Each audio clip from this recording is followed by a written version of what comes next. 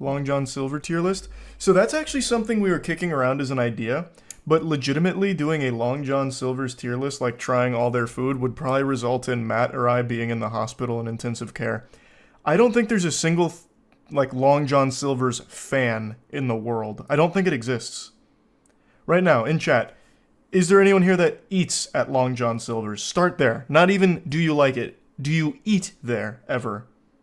Overwhelmingly no, with a couple of liars sprinkled in there about eating there often. I know you're lying. I feel like Long John Silver's is probably some kind of money laundering front to some degree. I don't think it started that way, but I think it's become that, because I don't know how they're still in business. Every Long John Silver's I've passed for the last decade at least has been completely dilapidated in shambles, and yet somehow it's still here. And nobody eats there. I ate there once and almost puked, which is exactly what I'm saying. Like, I feel like if we did the Long John Silver's tier list, it would end in some kind of catastrophic illness. I'm actually going to look it up. How popular is Long John Silver? Today, Long John Silver's owns and operates and franchises nearly 700 restaurants located across 38 U.S. states and Singapore, generating annual system-wide sales of $413 million. Like, I think I've only ever had it once in my life when I was a kid because Joe's Crab Shack was closed. And I can vaguely remember my parents begrudgingly taking me to Long John Silver for, like, popcorn shrimp or something. You're just hating on LGS because it's fun. I don't think it's bad. Have some fucking shame, Glibby. Did you just actually drop an abbreviation for Long John Silver and get it wrong? LGS? It'd be LJS, and nobody's abbreviating Long John Silver's. They don't have fans. Nobody's doing that.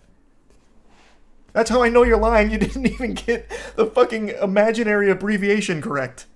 But yeah, no, I don't think we'll be doing a Long John Silver tier list. It feels dangerous. I watched that, not to get like morbid or like really sad. I watched that video that went viral a little while ago about the woman who ate bad tilapia and had all of her limbs amputated because of the infection or whatever she contracted from it. I feel like that is absolutely a high likelihood at fucking Long John Silver's. Long John Silver hush puppies are S tier. Outside of that, it's dog food. He's a tier 1 Long John Silver CEO. How long have you had that account? You just made it. Yeah, created 2 minutes ago. Don't even try and, like, gaslight me into thinking there's real Long John Silver fans. Thanks to Resub Swift. I can see when you made the account.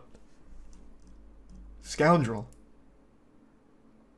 The one in my town burned down, shit's whack. I am an LJS enjoyer. No, what you are is a goddamn liar. Stop. Just stop. I know you're not. I'm gonna look up their menu real quick, actually. I haven't checked their menu since we were ideating on doing a Long John Silver tier list. Thanks for some hypo. Plus, Matt is already, like, pretty irpy around seafood because he got such bad food poisoning that it's ruined seafood for him. So I think this would put him in the grave if we did a Long John Silver's tier list. Man, I love this. I go to their... This website couldn't be more sad. I go to their website and I scroll down to go to their menu, and on their promotions, there's one item: cheese bites. It's the only thing they seem to be proud of. They have this whole promotion section, but there's one thing for cheese bites. Nothing else. It's not a very large menu. That's good. I'm glad they didn't make like a massive menu like Cheesecake Factory for this. LJS review win. I'm not memeing. I'm actually actually afraid to eat at Long John Silver. I'd eat their chicken, but then defeat the purpose because they're a seafood place. But I would be terrified to eat this. This is like the idea I had a while ago to do a gas station food tier list and just try like the most revolting old gas station food that just exists in those fucking hot dog spinners forever and never gets changed out. And then we watched that Chubby Emu video on botulism contracted from gas station nachos, and I canned that idea ASAP. Immediately, I put that one on the shelf. Surprised you eat seafood? You're picky? I'm really not picky. I literally eat anything. I will actually eat anything. There's foods I obviously like more than others, but when it comes to Long John Silver's, I actually feel like I am risking life and limb for it. Like, it feels like I'm gambling on my health. My parents met working together at Long John Silver. Probably because there was nothing else to do. Like, there's no customers. They'll just hang out, talk to each other, fall in love. Bond. That makes sense. The way you describe Long John Silver makes it sound like they catch fish from the septic tank. They probably do. I have never seen an LJS that's in good condition. Maybe it's a Florida thing, I don't know. Every LJS I have ever seen in my life looks like a house in Minecraft that got hit by TNT. God damn it, now I'm tricking myself into, like, wanting to take the risk and trying it. Last time my dad ate at Long John Silver over a decade ago, it forced him to get gallbladder surgery. The food is dog food, but root beer is peak. Also, the one near my house burnt down and rebuilt. God, it's like Hydra. Why are we even talking about this? I forgot why this came up. Oh yeah, someone recommended a Long John Silver's tier list, and that's something that has been like something we've been ideating on at the headquarters for a while, but just are afraid to do. Because it's so gross. Do you think it's actually worse than Burger King? It's not fair, because I hate Burger King because I eat it and it always sucks shit. I haven't eaten Long John Silver's because I'm afraid of it. It's like the boogeyman of fast food to me. In my head, it's like the worst thing you can eat, but I haven't actually eaten it to compare it to Burger King. Check out their Big Catch meal. It's absolutely revolting. It's so bad health groups called it the worst meal in America and said that it's basically a heart attack on a hook. I love the name Big Catch. Okay. LJS Big Catch, huh? Long John... This was in 2013, so this is when people still accidentally ate there. Oh my god, this looks awful! Long John Silver's Big Catch is worst restaurant meal in America, says CSPI. I don't know what this is. I don't know that organization. That sounds like some kind of, like, shadow group that works behind the scenes in the food industry. This looks awful! 3 ounces trans fat drenched batter, 4.5 ounce fish. Lab test find 33 grams of trans fat in the meal of fried fish, onion rings, and hush puppies. And then announced that it'll discontinue the Big Catch. Oh no. Damn you! Look what they've taken from us. Not even the Big Catch was safe. Maybe they did like a drastic overhaul of their menu. Because this isn't on there. It was very simple stuff. Granted, they didn't look great, but it did seem very simple. It's piss yellow. It's like actual mustard hue. Like, how do you even fry something that ends up looking that way? I think these are the hush puppies up here. Those look fine. Maybe they're like cheese curds. I can't tell. I think that's the hush puppies, though. But this looks horrible. I love this sentence. Today, the CSPI formally notified Long John Silver's CEO Mike Kern that the chain will be sued if it continues to use partially hydrogenated oil in its deep fryers, and if it continues to misrepresent both the amount of fish in the meal and nutrition information for the side items.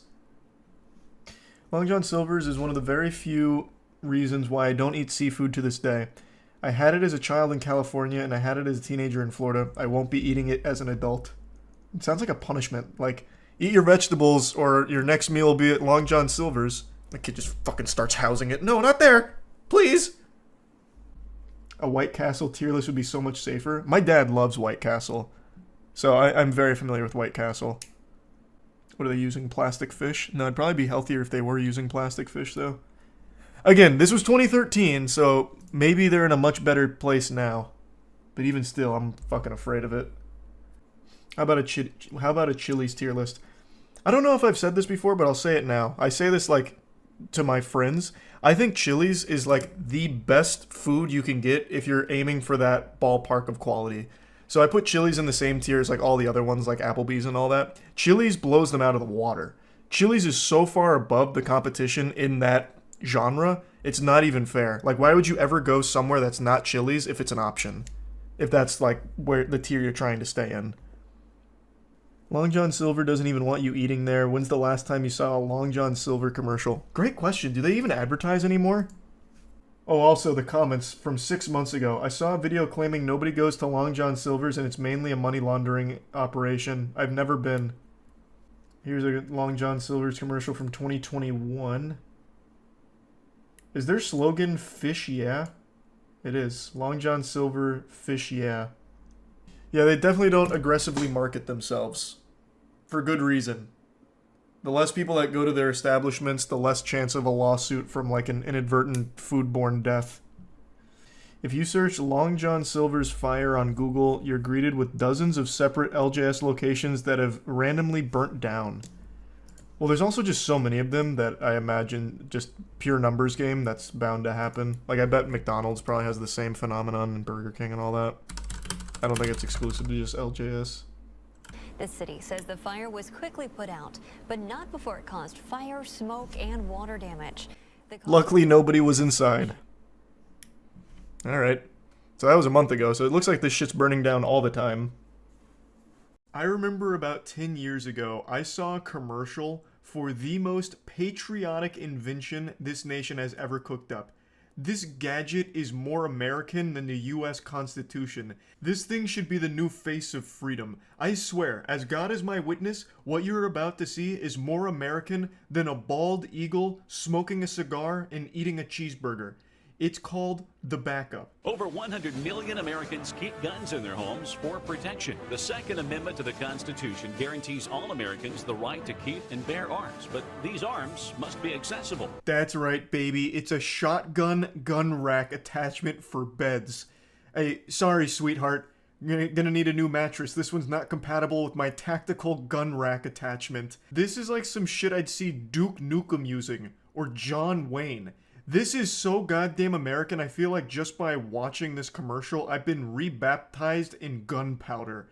The patented backup gun rack keeps your shotgun at your bedside and is easily hidden by blankets and sheets. The intruder won't see it coming. This is the last goddamn thing a burglar is expecting when he busts into your bedroom when you and your wife are trying to sleep peacefully at night.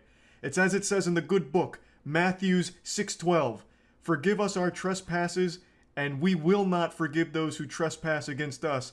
We'll fucking blast them with our bedside-mounted shotgun. I love how they make the claim that it's expertly hidden by sheets somehow, even though it's pretty much fully exposed 90% of the time when you're in bed, because you're going to be moving around with the sheets. You know, it's not exactly like it's incognito mode here. It's not disguised. What would be cool, though, if they do a follow-up, would be like a more covert spy level like gun. Like, for example, you think this is a glass, but then like I flick it down here and it turns into a Glock or something. Like, I don't know. This isn't really hidden or secretive. It's just a shotgun that's slightly lifted off the ground. I don't even see how it saves you that much time or is easier access than just like leaning over the bed and grabbing it off the floor. I feel like this is a pretty niche invention here. I don't know how huge the market is for people that are sleeping with a loaded shotgun as close to them as possible. I don't know how many God-fearing Americans there are out there that are cuddling their loaded shotgun like a body pillow in bed, and this is the eureka moment for them, the solution they've been looking for. Not gonna have the gun next to me as opposed to in the bed with me. It just doesn't seem to solve any problems. The patented backup device slides easily between your mattress and box spring and mounts your shotgun flush at your bedside, enabling access to your shotgun while in the lying position in your bed. That's a key point they make here. It allows you access to your gun from the lying position. Who's gonna get a good shot off laying down? They're gonna shoot the shotgun and knock themselves out with the recoil. They're not gonna be able to like brace themselves. Plus they're still gonna be like still a little out of it after just waking up to a burglar kicking their door in. Like, I don't think anyone who's gonna own this is gonna be like John Wick, fucking combat rolling out of the bed, grabbing the shotgun off the bedside gun rack and getting ready for action. You know, like their spidey senses aren't tingling, danger afoot, and all of a sudden they ground themselves, grab the shotgun, and are prepared for battle. Like, this just, it's nothing but dangerous. Like, you know, God forbid your wife goes out to get a midnight snack. You hear shuffling around out there and you just panic and grab your shotgun off the backup and start blasting through the door out of fear. Like, it doesn't do anything. This is just a safety hazard. Or you come home drunk, you had one too many Budweisers, and you try and stumble into bed, but you accidentally kick your shotgun that's mounted on your backup, and blow your kneecap off. For only $39.95, you can own the backup to make your guns accessible to you when you need them, yet hidden and out of the way when you don't. Once again, they are neither hidden nor out of the way. They're both in plain sight and as in the way as they could possibly be. But I do think this invention would be fucking awesome in the Mad Max universe. Like, if your bed was motorized, this would be a great weapon to have on it. Like some Twisted Metal shit. Like, you mount 2 backups with, like, 2 shotguns on the side of your bed, and you just crank the accelerator, like you got the pedals on the sheets, and as you're just drifting around the corners, you're firing from the sides of the bed. So you get, like, a smaller bed, like a twin mattress or something, you just have 2 shotguns within arm's reach mounted to the bed, and blasting them like that. That would be pretty cool. But not like this. For only $39.95, you'll get the valuable time that may be needed to adequately protect you and your home. It's the smartest money you'll spend in your life. Trying a different approach here, the fear approach. This might buy you those valuable seconds to save your life in the event of an emergency. But it won't. Like, you can still just put the gun under the bed, and maybe you lose a few milliseconds, but I don't think that's gonna be the difference between life and death. I just don't see there being a situation where you're sleeping on your back, your eyes fire open, you immediately register the situation, grab the shotgun, and immediately fire. Like it's just not gonna happen. It's just a useless novelty gift for your fucking grandpappy to use or something. It's also highly inadvisable to have this if you have children. Like, just imagine you mount your shotgun, you got 8 shotguns fucking octuple mounted to your bed. You're sleeping soundly at night, but then your kid busts in, he had a nightmare and he's screaming. So he, like, starts shaking you to wake you up, but he accidentally kicks one of the guns that are mounted to the bed and just fucking blasts a hole into the wall. That kid's never sleeping again. Like, this shit's gonna go so hard. Like, it's just a bad, stupid idea, which is why it got discontinued. But for a glorious year or so that this was on the market, we had something special. Make your firearms accessible by ordering the backup. It's adjustable to fit any shotgun. Many customers are buying one for each side of the bed. Oh, well, of course, you have to buy 2. No bed set is complete without 2 backups for your shotguns. Like, the asymmetry would be disgusting. You only have a shotgun on the right side of the bed? No, you have to balance it out with a phalanx turret mounted on the left side or something, at the very least, like bare minimum. This is, again, without a shadow of a doubt, the most American as seen on TV advertisement I've ever been blessed enough to watch. I saw this like 10 or so years ago, and I completely forgot about it. But today, for some reason, YouTube recommended me this commercial all these years later. It's like, Charles, I know you're going to want to go down a nostalgic little ride today. So here's the backup gun rack again. Take a gander. Enjoy yourself. And I did. Oh my god. It's so beautifully silly. Yourself and your loved ones from unwanted intruders. The backup. This patented protection device eliminates the crucial wasted time of searching for a handgun or other forms of protection stored away in your nightstand or closet. The patented backup makes your shotgun accessible from the lying position in your bed. In this commercial, you can see a textbook demonstration on the proper way of using the backup. So you reach down in the event of an emergency, you grab the shotgun, and you wait in your sniper's nest. And when that door flies open, you say, "Crunchitize me, Captain." Fucking blast them to Valhalla. But then why stop there? You reach over to the other side of the bed on your other backup, your backup. You grab your shotgun, now you're dual wielding, akimbo, right out of COD Modern Warfare 2. Like with the 1887s, then you just and then you flick it to reload, bang, bang, bang, bang. Really teach them a lesson. They came to the wrong house. They didn't know that you had backup. End of story.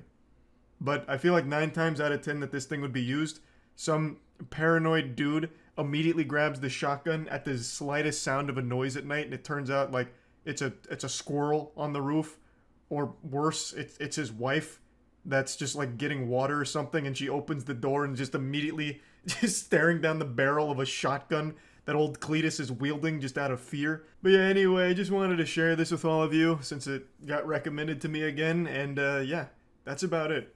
See ya. The title's not clickbait, I am actually suing US immigration. I'm sure a lot of you already know the reason why, but let me catch you up to speed for those of you that might not know the lore. So, hop on in, let me take you on a little adventure here through this infuriating journey of dealing with US immigration department, and in particular, one Whippets-addicted, bedwetting homunculus agent there that absolutely just had a grudge against our esports organization, Moist Esports. I swear to God, if anime was real, I'd have enough rage against the US Immigration Department to finally go Super Saiyan. I cannot stand how corrupt that agency is. I've already made 2 videos having a conniption about it and losing my mind like a caveman who discovered fire for the first time, but what I discovered is just pure, rotten to the core, blatant corruption. I've explained the situation in great detail, but I'll give you the very short explanation for it. Our esports Apex squad consists of 3 Australians and 1 American. The 3 Australians were denied entry into this country multiple times over the course of 6 months. One of the reasons they gave us was they didn't believe they were as highly ranked as we stated they were, even though we gave them all of the leaderboards, the official standings, and they could also just Google that if they didn't believe us. But we even had an EA official, one of the highest ranking executives at EA, lobby for us and write on our behalf about how important our team is to the esports for Apex because we are so highly ranked. And US Immigration didn't believe that that guy was a real authority. He thought he was like the fucking Satchmo or something. Like, the guy didn't exist. They just wiped their ass with that guy's entire resume, just writing him off as some kind of make-believe EA cryptid. We fought a losing battle against US immigration. The reasons were so fucking silly, and it prevented our team from coming into the country, which upended our entire plans of having them here for the Split 1. Luckily, we got them into Canada. They played all of Split 1 in Canada, and they finished second. So that means they qualified for the biggest tournament, which is the Apex LAN Major, which is happening right now in LA. But since we were denied so many times, they couldn't actually get to LA, which left us with only one option, which I was fucking freaking out about in the last video, where we had to release our team. Because they couldn't come to the US under our umbrella, the Moist Esports umbrella. We had to release them for them to even have a chance at playing at that LAN. But boy howdy, wouldn't you know it, that didn't work. They were denied ESTA visas. If any of you are foreign and have ever been to America, you know what an ESTA is. It's like a 99% success rate with getting an ESTA visa. Almost no one gets declined. You have to be like a notorious terrorist to get your ESTA visa declined. Fucking Osama bin Laden might have even been able to get an ESTA. That is how easily accessible those are. Yet, 2 out of 3 of our Australians were denied ESTAs. So only one of them, Imti, was allowed to come in on an ESTA, which means he got here while the other 2 couldn't. That's inexplicable. Why were 2 of them rejected, but Imti's was accepted? They were in the same boat, and yet for some reason, it was him that was okay, but the other 2, no, they're a fucking danger. You guys are trying to smuggle in Romulans or something to take over America from the inside out. The land of the free and the home of the fuck me in the face. Like, that is inexplicably stupid. Like, if all 3 of them got rejected, then maybe they had found something, but no, that didn't even happen. They rejected 2 out of 3. So what the fuck could the reason for that possibly be? We speculated it's because they reapplied for ESTAs even though they still had like a little time left on their previous ones, so maybe that flagged it in their system. But that might not be it because MT still got through but the other 2 didn't. It's stupid. It's super stupid. So that made an even bigger problem because getting denied an ESTA means you're basically shit out of luck. So we were going to have to play, they were going to be playing this major with only 2 out of 3 of their players and no coach because 2 of them just couldn't get in. So, we were pretty much out of options. By this point, our team hadn't been playing together for fucking weeks. Because Waltzy and Kyle, the Australians that were declined, were still unable to make it into America. So in a last-ditch Hail Mary effort, we applied for B1 visas, which I think probably some of you have heard of before. And in order to do those, that's an in-person interview with like the actual embassy. And to be able to actually talk to somebody here is huge, because when you're dealing with US immigration, you're talking to soulless androids that do not want to be there and do not do their job at all. But we were able to set up appointments for a B1 visa interview for both Kyle and Waltzy in Lisbon. So we had to fly them over the course of like 3 days, mind you, from Canada to Lisbon to sit down for that interview. They nailed the interview. They got their B1 visas. We then had to fly them from Lisbon to America, all in the span of only a couple of days. And they finally touched down in this God-blessed patriotic country 2 days ago. where they could finally play together as a team. So as you can imagine, since they hadn't played together in so fucking long, the cohesion was a little rough around the edges, because US Immigration slapped us so hard a biblical smackdown to try and ruin our chances of winning this major, of which they are one of the top competing teams in the tournament and one of the favorites to win it all. US Immigration did everything possible to make it unwinnable, and yet our team is defying fate.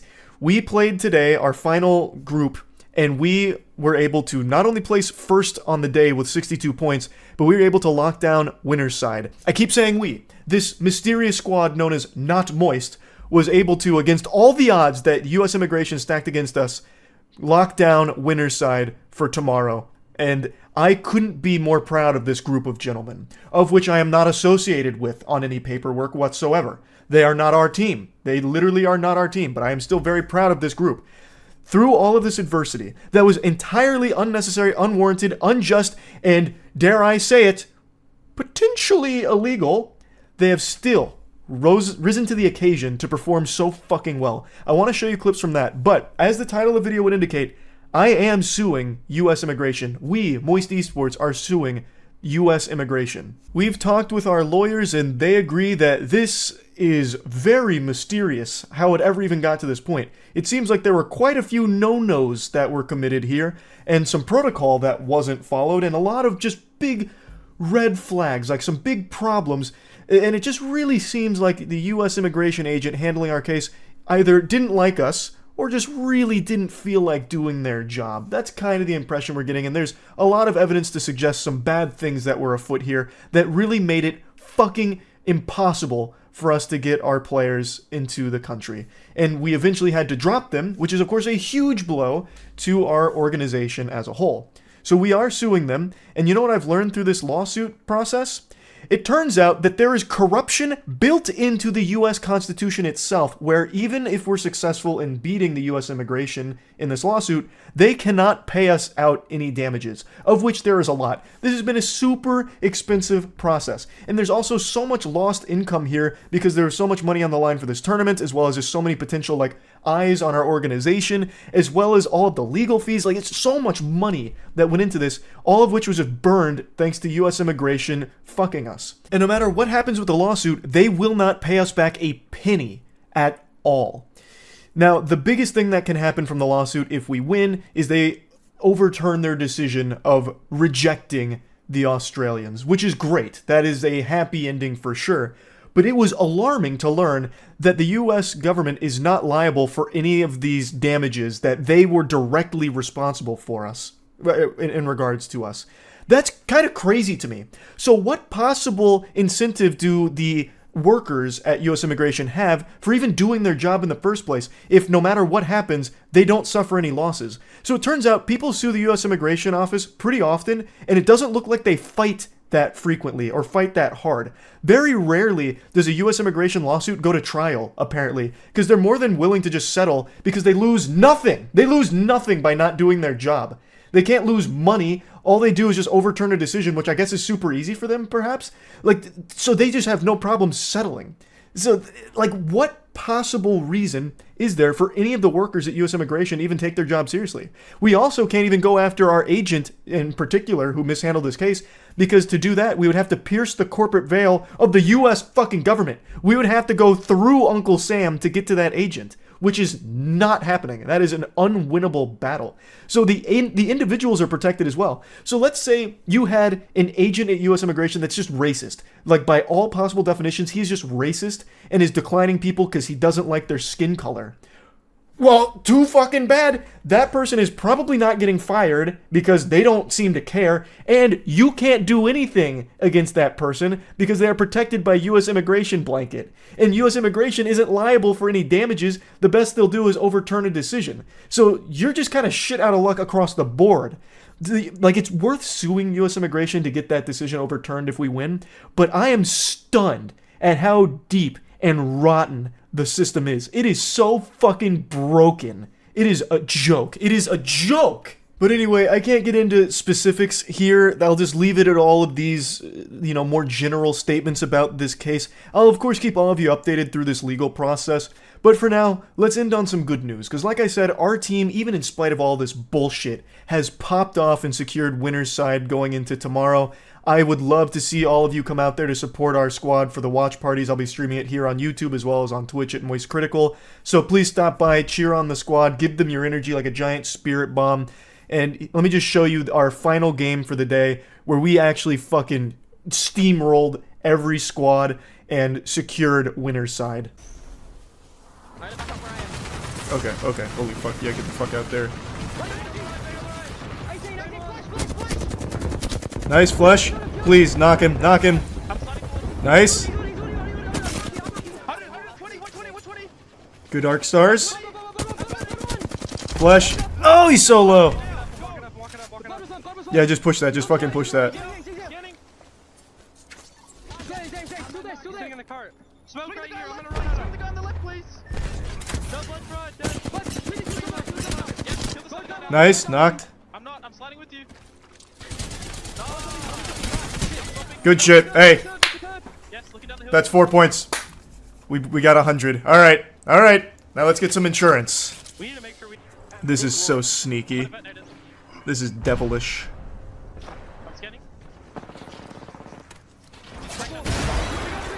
Yep, here we go. This is the perfect third party time. How did we not down him? Nice, Waltzy. I got one of them really weak. Oh fuck, it's a different team. He's so low, finish him! Nice, alright. Swap, get the fuck out. Oh, nice, this is good points. Down low ground. Come up the hill. Okay. That was such a good call! Aggressive calls! Finally, let's go! Our nut is God's spot. That is when we do our best work. Aggressive calls.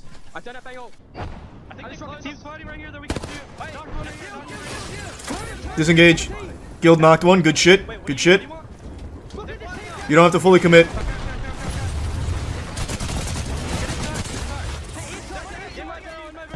Come on, get that bat off. Oh, fuck! Oh god, okay. There's so many teams here now. Just survive for some extra placement points, Waltzy, please, God. No!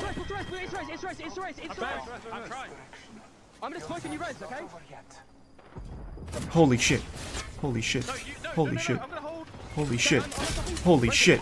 What the fuck? How? Waltzy! You fucking madman! You diabolical scoundrel! He did it! Holy shit! A reset! A fucking reset?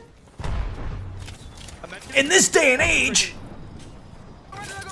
Oh my god, there's so many! Get out, Waltzy! Fuck, please! Yeah, just push him off.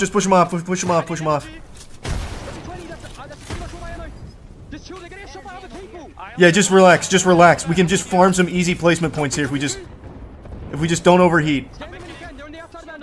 I'm making the cure on top. You gotta get a barrel down. Oh my god! Let's fucking go! Okay, so getting rid of this crap. I can place it Do it! Kill him! Do it now. on our roof again. Can I skynate these guys? I don't know. Maybe. How many grenades do we have? Oh, Jesus. No tags. Okay, man. We're still in.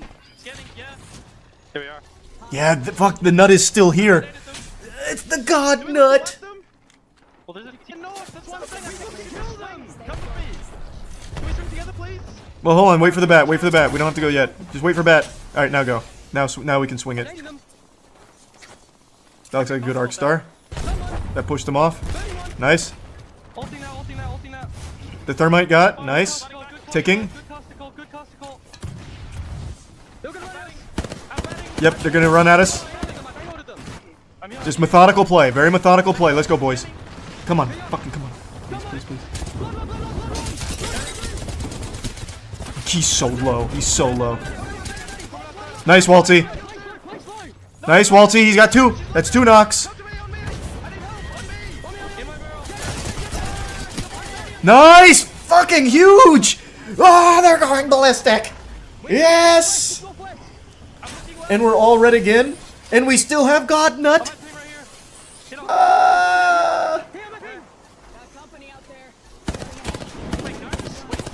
Yes! It's all happening!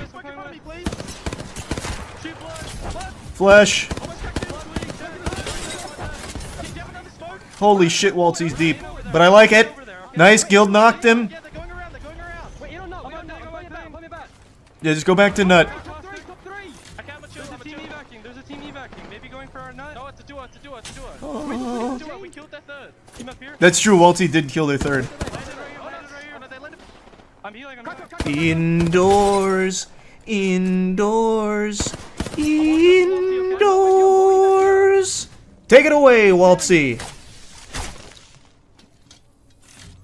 Man, imagine if he just got 2 knocks off that Q. That'd be fucking crazy.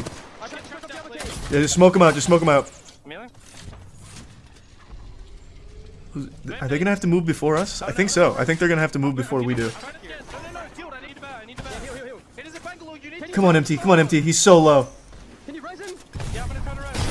Oh, fuck that grenade.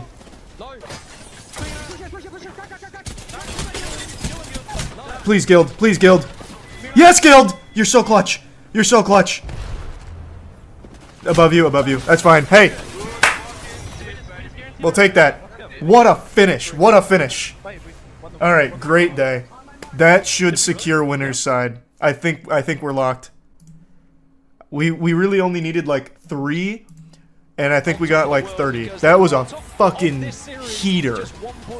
They dropped that full meat on him there. That was big. That was a big one.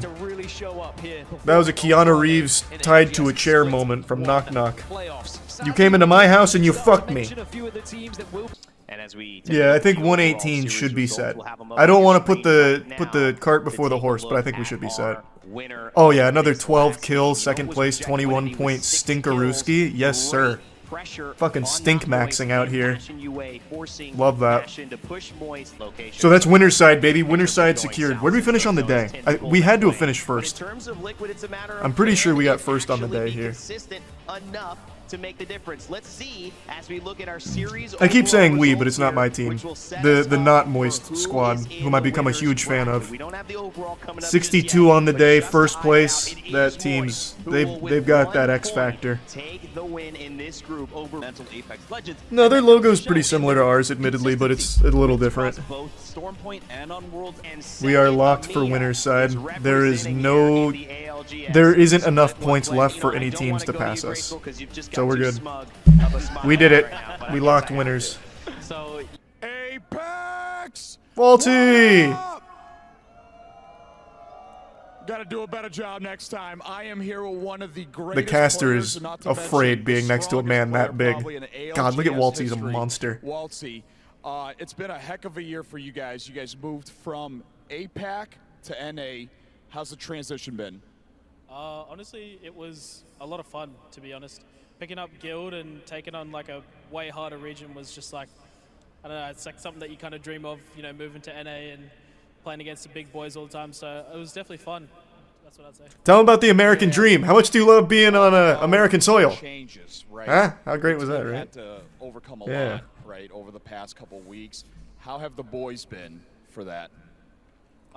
It's definitely been like ups and downs. Obviously visa issues and stuff like that is just unnecessary pressure just leading up to LAN, but I think we coped pretty well, and I think as you guys saw today, we're still the same team that we were a couple weeks ago, so I Amen. think we're doing well. A Absolutely fucking man. built different. I mean, old Oregon owner Charlie is watching right now. Do you have any words for Charlie? Just big love, man. Just cannot stress enough how accommodating he has been for us, and genuinely, like, everyone at Moist has just been a rock for us. You know, this was a very stressful situation. Was. They did the Past absolute tense, not most for us, currently. so I can't say thank you enough. Absolutely. Was. Crowd, make some noise for one of the Past tense. best in the They are not our world. team right now. The man's trying to get deported. Jesus. Thank you, peeps. Always What a fucking pleasure day, though. to see what you What a got day. going on, wherever we send the camera. Have you heard of Daryl Enka? Not sure if he's crazy or a fraudster, but he claims to be able to communicate with / speak to an alien named Bashar. Bashar, huh? I'm unfamiliar with the cosmic entity known as Bashar, but I'd like to get familiar with them. Messenger of good news. Bashar, how to attract anything into your life by going gamma state. Huh? Many of you are familiar with some of the different frequency states of your brain. And you know that Yeah, 93.3 the there hits. are Yeah, I know states those that put you in frequencies. different kinds of modalities, different kinds of perspectives. So this is Bashar talking to us right now, right? I'm guessing he's in his channeling stance. He's got like the TN tri-beam going with his hand, so I'm assuming this is the alien Bashar speaking to us through Daryl. Many of you are also not familiar with the idea called the gamma state, which is between... Did he just fart? Was that Bashar or Daryl that tooted? Which is between 40 and 100 cycles Man, just shat per himself. second in your brain. Cosmically. Quantumly. In the typical channeling state. And this particular vibration allows you to experience in the neurological net of your brain more cohesiveness, more acceleration, more connection, more synchronization. A lot of good buzzwords here, While Bashar. also simultaneously allowing certain neural pathways to actually close down. That is the gamma state. Also typically called the channeling. Reading comments always make, like, this is all well and good. If you want to pretend to channel an alien and just spout a bunch of gobbledygook, all power to you. But it's the comments that actually just make me feel so sad. This resonates with me very much. Bashar says out loud what has been running in my head all along. Thank you for confirming that I am receiving the right information from my higher self. Oh my god, he's been teaching us how to access flow state all this time, which is something I've wanted for a long time. On top of that, he's saying flow state is the key to manifestation. Wow. It's like he's saying to a kid the key to life is to eat cake. Lots and lots of cake. Perhaps maybe I just don't understand the gamma state. Maybe I need to lock into flow state and then I'll be able to dunk on a 10-foot hoop. Perhaps I'm not being receptive to the wisdom of Bashar, the cosmic being. Wait, Danica Patrick has a YouTube channel? And she interviewed Daryl and Bashar? What in the world? Bashar predicts humanity's coming great shift in 2024. Prepare yourself now. Bashar Sedana workshop. Oh my god, he goes in front of a class? Hi everyone. Hey! Someone who's lost in the song, an actor who becomes the part, in essence, is in a channeling state. But in that state, you can also access other portions of your own consciousness. You can access... Oh, so Bashar lives inside of him. Portions of information from throughout the universe. Jekyll and Hyde style. And make connections with other beings, other dimensions, what have you, depending on how you wish to focus the idea of that channeling. He's interdimensionally traveling. For me, this began... I received what I experienced to be a telepathic connection from Bashar and his people. Okay. In that one instant, an actual memory came back of having made an agreement with Bashar to do this before this life.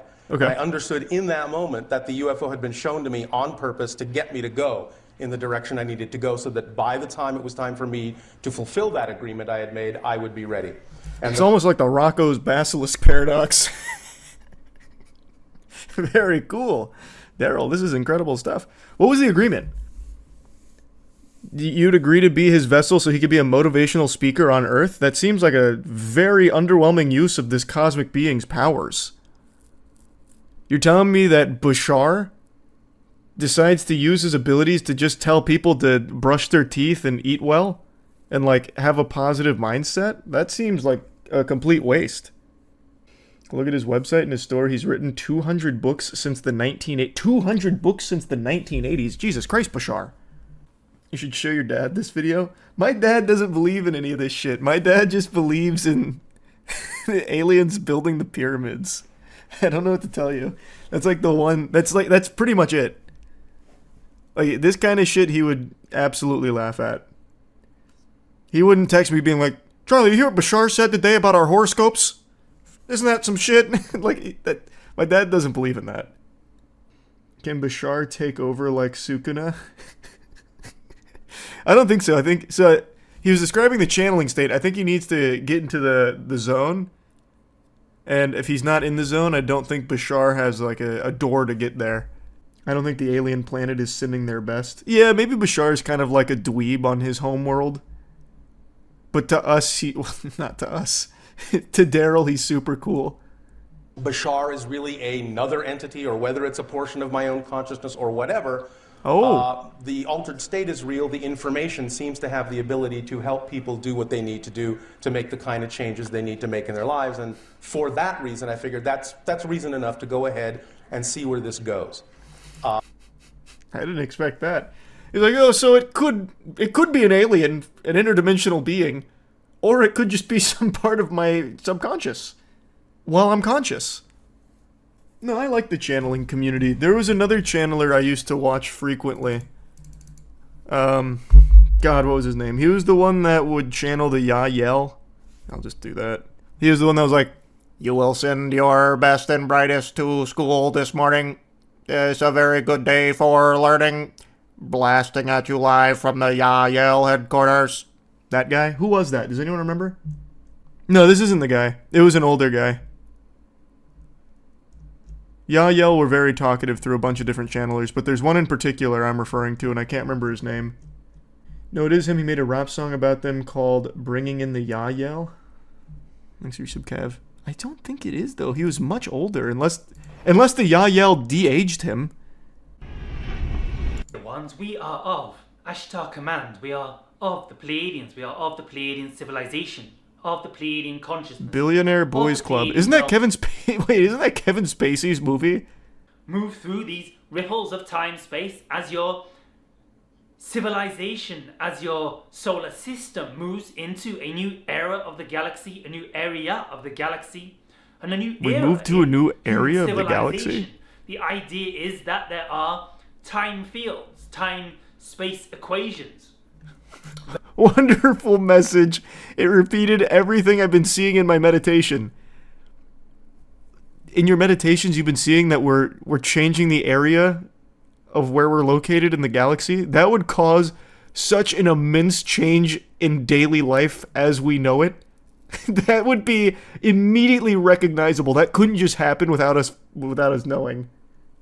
Oh, here we go. Bringing in the Yael. Music video with footage of Yael ship. Wait, this is huge.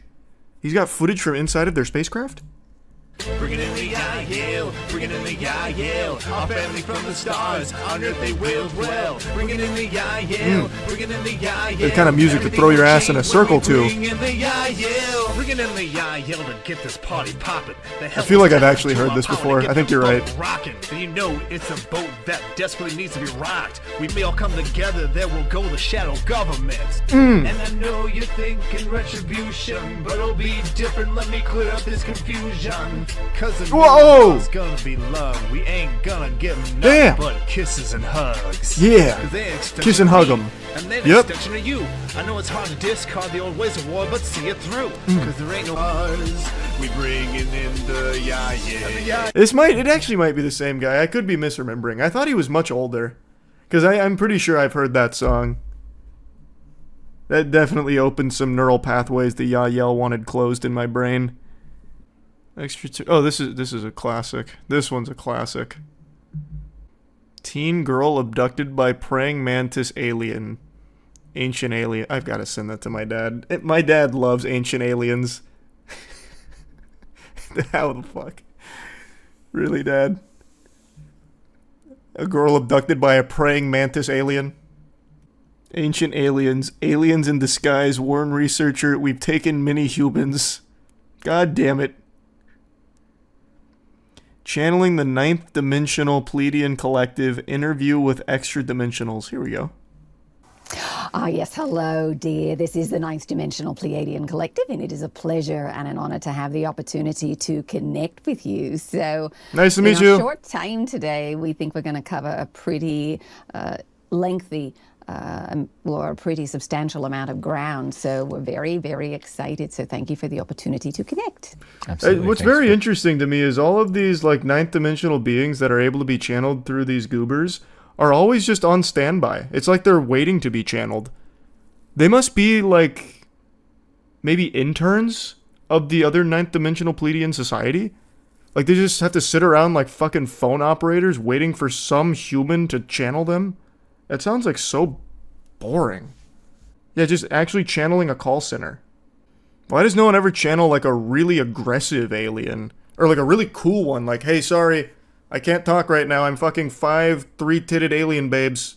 Call back in a moment. And then break connection. Nothing ever like that. It's always like, oh, it's such an honor to be speaking with all of you on Earth. This is a 9th Dimensional Pleiadian Collective reporting in live. What do you want to know?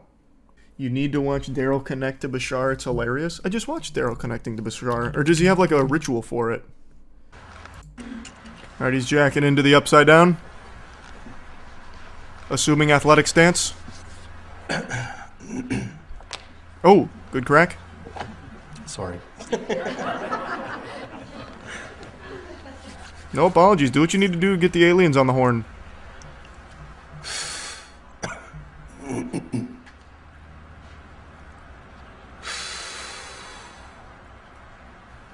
Oh!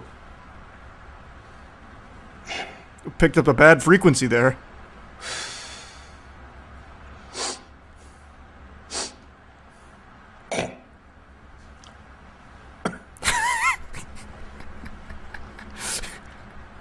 Oh shit! We're losing him! He's going too deep! Bashar, let this man go! Where's the holy water?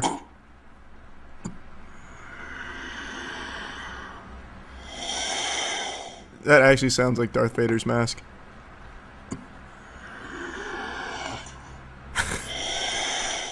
Holy shit. What cool noises. Now, if he actually starts levitating, then I'll be impressed.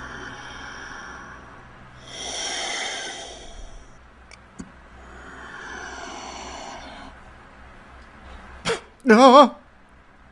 Well, let's say good day to you this day of your time. Hey! How are you all? Don't yell at me, Bashar. What the fuck, man? All right, I will take that as an okay. Does he have an accent? First of all, we would like to thank each and every one of you individually, and all of you together collectively. I love how he put on an accent for Bashar this time, but then later on he got rid of it. He's like, I don't want to do that anymore. Bashar just lost his accent, his dialect. He outgrew. The old yell guy you were thinking of is Sean Swanson. Is it? Hey, it's my boy. I think this is him, right? Yeah. And the idea of, from your perspective, not of Earth, but human beings. Yeah. In See, that I knew sense, it. Very I knew it. similar in appearance to that then that you are familiar with Earth humans in your planet. We then are of another planetary location, and in that we actually have an origination of more. Why do the Yael talk like that? I have had it up to here with U.S. immigration. I want there to be no confusion. I think the U.S. immigration process is a laughable, pathetic joke. In fact, it's not laughable because I'm not giggling. You don't see me spitting up with a smile on my face, kicking my feet in my high chair. It is terrible. Pardon my French, but it is poop. It is so unbelievably horrible. In particular, I am angry at one individual. Just one specific individual. The U.S. immigration agent that's handling our case.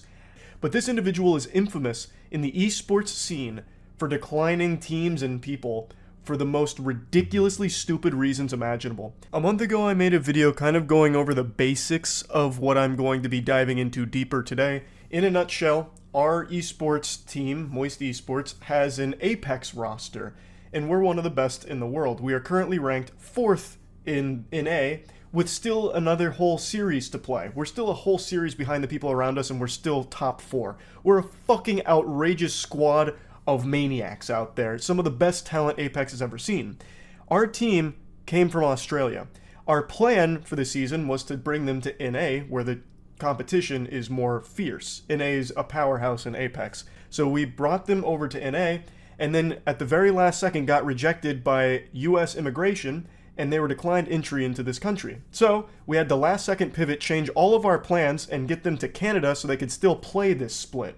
So they're currently in Canada, and we've been actively trying to get them to the US. And I cannot overstate how much of a nuisance it was to get that rejection when we did, because it came at the very end of an extremely long, drawn-out, tedious process where just out of nowhere they decided to flip the switch saying, nope, actually, they're not welcome here, declined.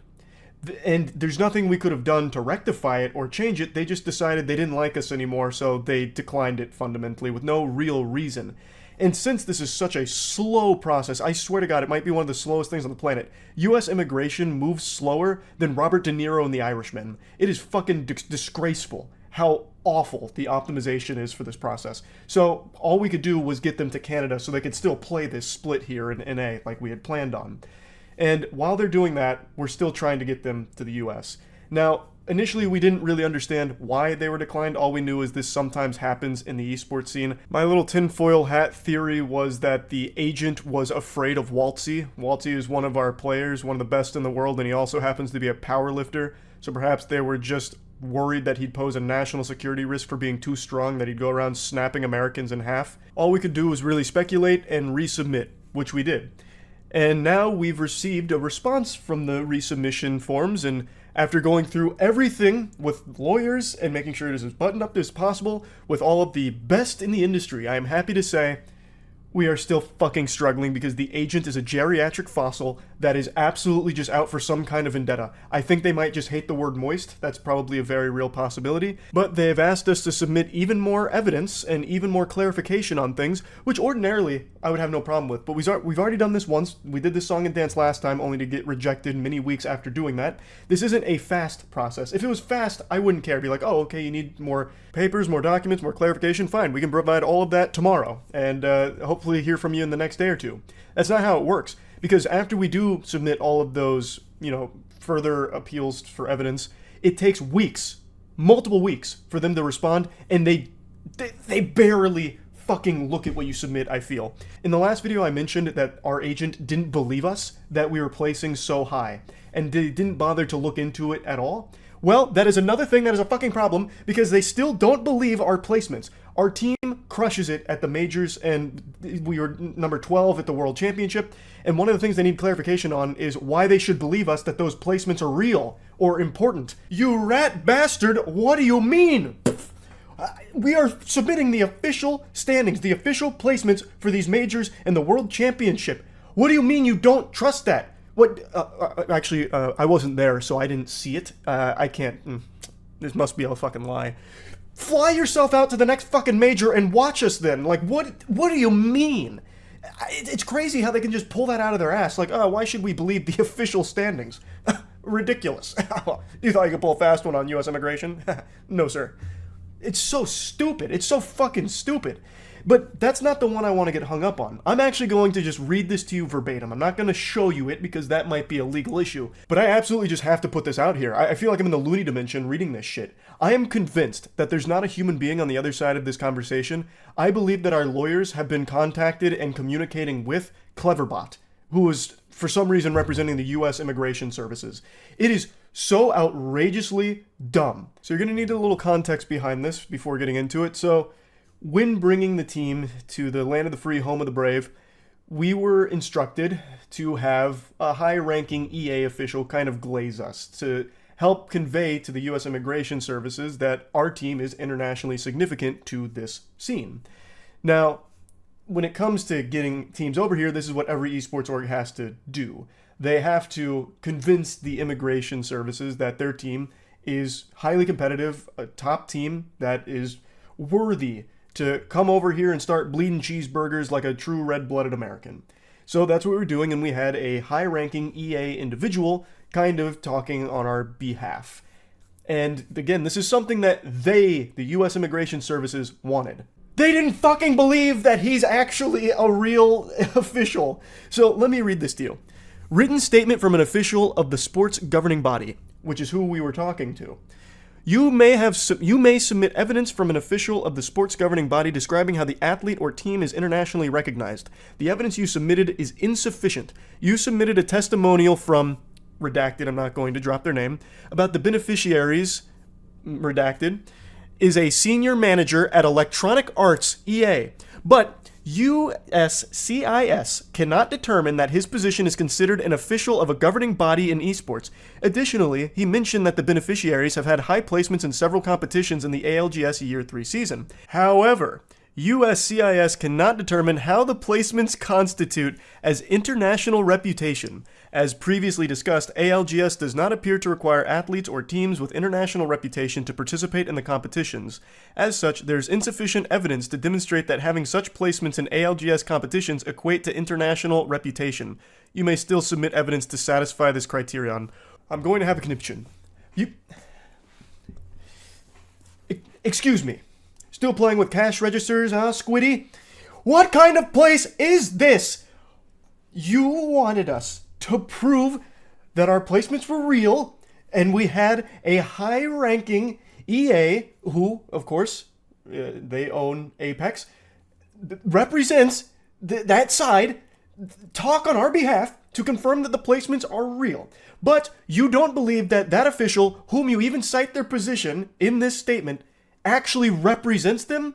Is actually part of the official governing body of the esport? How can you not believe them? You even cite their position in your statement, a position that constitutes the esports side. What do you mean? And then you say that the placements don't necessarily mean international reputation? What the fuck does then?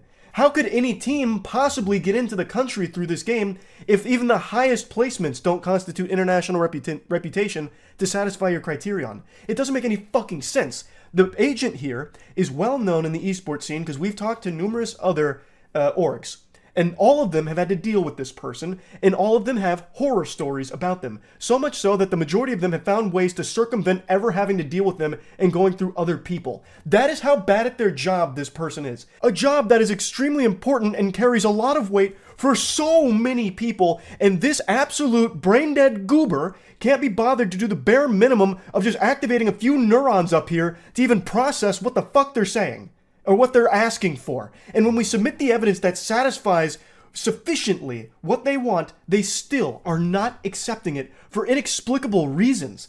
That is not a reason what they've given there.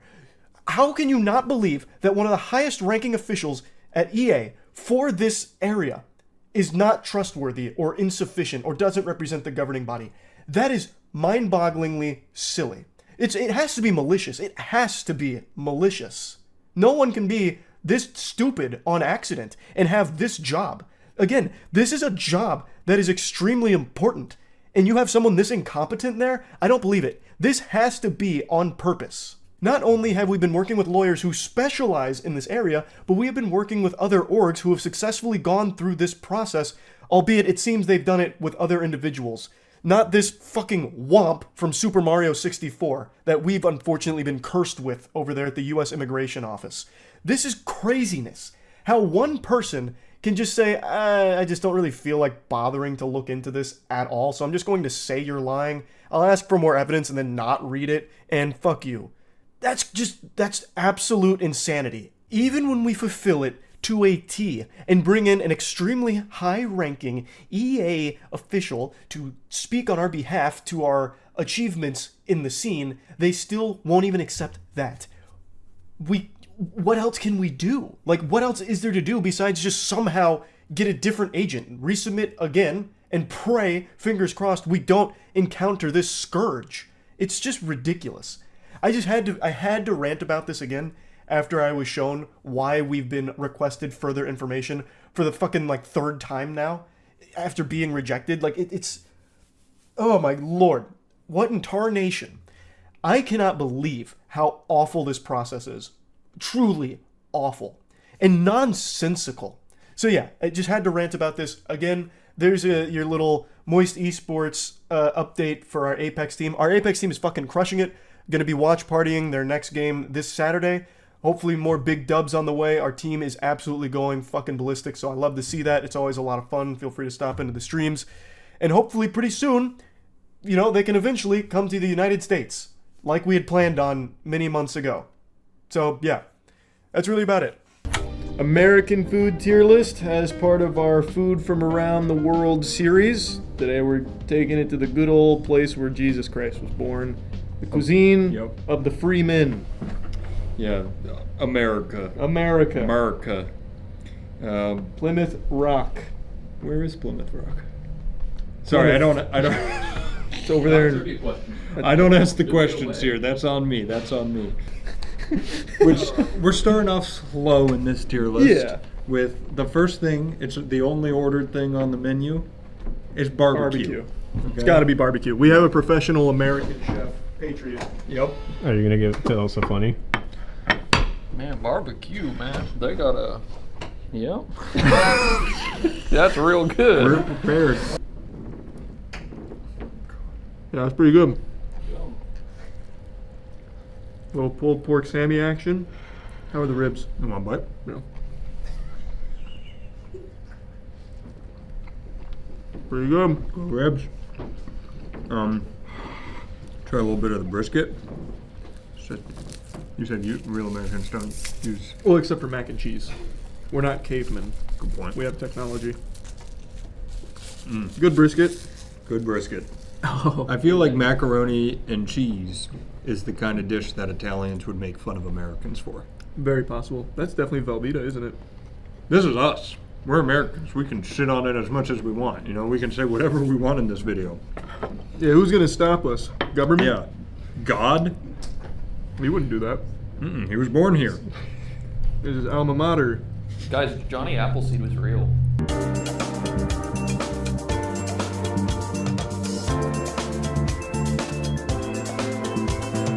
Man, I'm killing that fucking mac and cheese. This cornbread is ballistic. It is a really good cornbread. There's like a nice little, I think, jalapeno taste in there.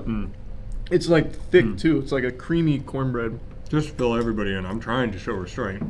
I haven't eaten like good food in 15 days because I'm on a super strict diet. I'm allowed to break it today for the video. I'm gonna shit my pants later for sure.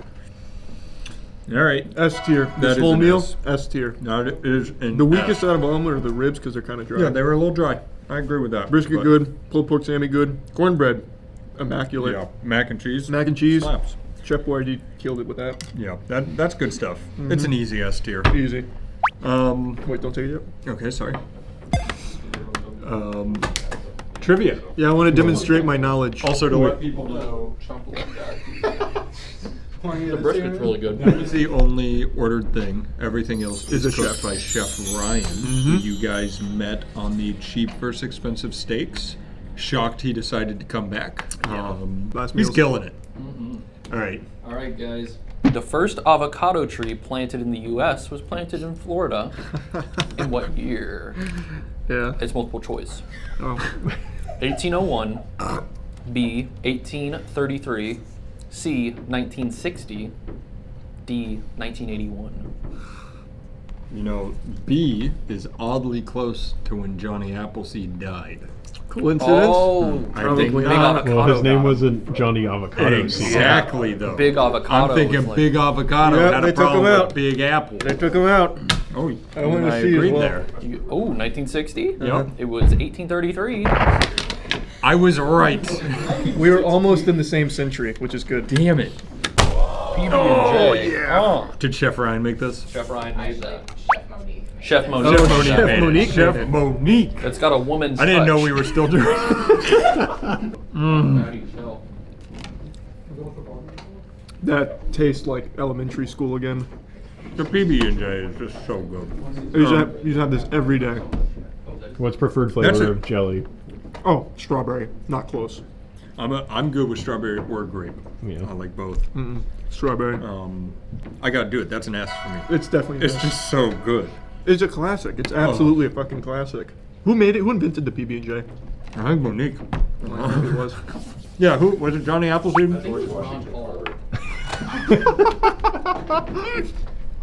How many buffalo wings do Americans eat in total over the Super Bowl weekend? Multiple choice. Thank you. A, 250 million. B, 500 million. C, 750 million. Wait, let me guess D. Over a billion. Or E, a gazillion trillion. Let me.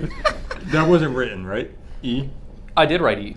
Oh, okay. Do you think it's a gazillion trillion billion? Do you think that's it? I thought after I interrupted you about D, you were like, I gotta get my mojo back. No, I wrote that. Oh, I spit some sandwich on the table. Yeah, you deserve it. It was 250, 500, Yeah, 700, just every and a billion? 250s, yeah. There's no way it's over 700, right? I'm gonna go smack dab. All right, I'll go opposite end of you. D. That's crazy. That is insane. That Matt got a big old juicy point right there. Billion wings over the Super Bowl weekend. Yeah. You know, the correctness of D, because it was over a billion, still leaves that E could be right. Do we have a water up here? I totally forgot to bring No, it. we just have a We have a big fridge. Show the top of it, Danny. Oh, The Goof Juice fridge. Wait, you're telling me we got a Goof Juice right? Come around here, Danny. See what it says on the bottom. I'm coming. Show me what it says. Code MOIST. You go to gamersubs.gg/moist. You use that code, you get a discount, you get Goof Juice. Mm-hmm. And you know what? You're a better American for it, or wherever you're from. Yep. Well, you're an honorary American for it, too. That's true. You get a birth certificate and everything from America. You get a Pledge of Allegiance. You don't actually. Don't buy it thinking you We're gonna run out of social security numbers if we do that.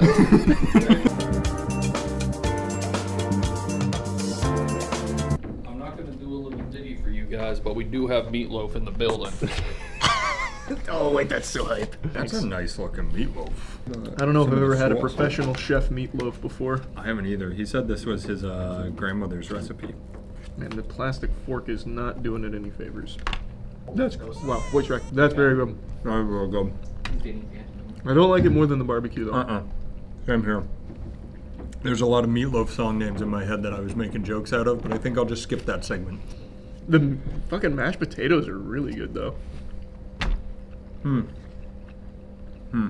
meatloaf's good. I don't like it more than the barbecue though. No, I don't think it competes with that over the PBJ. Yeah. I've just never been a huge meatloaf guy in general. Yeah, like, I've had a lot of meatloaf. Mm-hmm. It was really good meatloaf. Yep. But it's like a A for me. I give it an A as I well. like it. So I'm gonna put meatloaf down here. What I would do though is these mashed potatoes I would put to a higher A. I agree. It's like a A plus because these mashed potatoes slap. I feel like meatloaf is one of the last remaining foods from the olden times here. Yep. You know, they used to eat their meatloaf and hardtack kind of thing in the Civil War. Okay. I'll shut up. Why were graham crackers invented? A. They were a mistake when making puff pastry. B. A wartime snack. C. As an anti-aphrodisiac. Or D. For s'mores in particular. That's tough. There's two of those that I think it really could be. I don't think it'd be a wartime. Well, maybe it would be a wartime I was snack. gonna say, I guess it could have been a wartime snack. You know what, I'm It's gonna- just better hardtack, right? Yeah, they probably want to support our Are you troops. going wartime? Because I'm not going to follow your lead. Yeah, I'm going wartime. You know what? I'll get a little wacky. I'll go A. I don't even remember what It's A a was. mistake from puff pastry. If Pringles can do it from tennis balls, they can do it from puff pastry. It was a priest who was trying to get people not to fuck. So he made the most boring snack possible so they'd eat it. He thought that tasty foods would make you horny and shit like that. But it's a tasty food. What? No, I guess the original wasn't, man. He's not wrong. He was trying to make you not fuck. What a weirdo. It was like 1800. Bro, Everybody was a people freak. in the early 1800s, which is when I'm guessing this was from, were weird as shit. Like, Jesus. Oh, jambalaya. This jambalaya is damn fire. New Orleans specifically, or I guess all of Louisiana, has some crazy fucking food.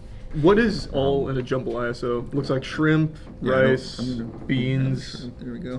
Tomato, yeah. Lots of sausage. I think it's andouille sausage. Ooh, this is Lots of hot. spices. I'm gonna wait for it to cool down. Hey, you gotta get the shrimp, Matt. I'm gonna enjoy my first bite, and then I'll go in for the shrimp. Okay. It's like sea chicken. There's sea bugs. Oh, that's a good shrimp too. All right, I'll go. Oh wow, it looks gross. That's good. That's well seasoned. Come here, little shrimp. Oh, it's got a little kick to it, huh? Yeah, it's got some good seasoning. Whoa. Oh, you. All right, I'm going for shrimp. That's the chicken. Remember, getting rid of hiccups, you gotta convince yourself it's not real. I'm eating chicken. I'm eating chicken. I'm eating chicken. I'm eating chicken. I like it better without. Let me get some sausage over here. Wow, that's hot. That's really good. It's good. I don't like it as much as the others, though. Yeah. This is the problem, though, is I think everything's going to be really good. But finding that star is going to be tough. Yeah, no, I think so too. Especially when you got PB&J out early, man. PB&J coming out so early was tough. That was tough.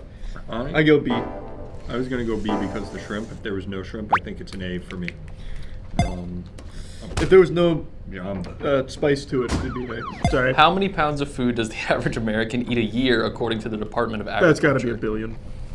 Wait, one person? This isn't multiple choice. Just one American. How many pounds does the average American eat? Yes, a year. So we are going to do it like the Price is Right rules, where you don't want to go over, but you got to be closest. Just remember, this does not count liquids. No, this is just solids. Yes. How do you count something like smoothies? You could go soups. I would say that lumps. I have a lot of smoothies. I don't want to go over. I'm gonna shoot low and hope you go over. I'm gonna go a little high. Now, How many Monique? digits are you doing? I'll tell you something. All right. No digits. What? What does that mean? You'll Nothing. Have to see. It means literally nothing. I used a different word for it. I did. I did 1 ton. Oh, okay. Charlie. 1475. You were over by 4 pounds. It is literally 1996. Wow. So I started doing math. I was thinking an average of 5 pounds a day, and then I was just rounding a year to 400 days to try to bump it up, which would bring me to a ton. And then I was like, I'm gonna lower it a lot. Damn. I don't know if you guys know why they call it this. This is called the Philly cheesesteak. They Philly cheesesteak up with stuff, and you eat it with meat and cheese. Damn right, that's why they call it that. I had a Philly cheesesteak yesterday, actually. I got it from Charlie's Cheesesteak. They crushed it. I was gonna say, people actually always say Charlie's is really It's super good, especially for like a fast food cheesesteak. It's so good. That's gonna be so good. Oh, I'm jealous. That will probably move on. Holy.